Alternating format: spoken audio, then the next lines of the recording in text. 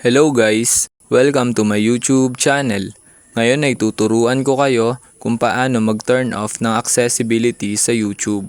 Una, pindutin lang ang ating YouTube application. Then, ayan, kapag nandito na tayo sa ating YouTube, then pansinin nyo lang ito sa baba, itong U na nakasulat, which is na ito siya sa corner. Then, i-click nyo lang kapag nakita nyo na. Then, ayan, kapag na-click nyo na, mapupunta na tayo dito. Then, ang gagawin nyo lang, makikita nyo sa upper part yung setting signs, which is na ito siya sa upper part. Then, kapag nakita nyo na, i-click nyo lang. Then, ayan, mapupunta na tayo dito sa ating settings. Then, kapag nandito na tayo sa ating settings, ang gagawin nyo lang is i-scroll up nyo lang. Ayan, scroll up lang natin. Then, hanapin lang natin dito yung accessibility. Then, ayan na, ito yung accessibility.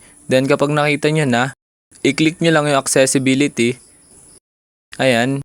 Then, ayan, kung mapapansin nyo naman, nandito na tayo sa accessibility. Kung mapapansin nyo, kulay blue siya, which means naka-turn on ang ating accessibility.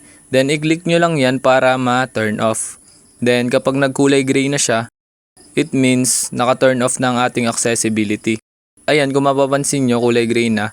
Ayun, ganun lang na makadali mag-turn off ng accessibility dito sa YouTube. Ayun lang, thanks for watching. Subscribe me for more videos like this. Thank you.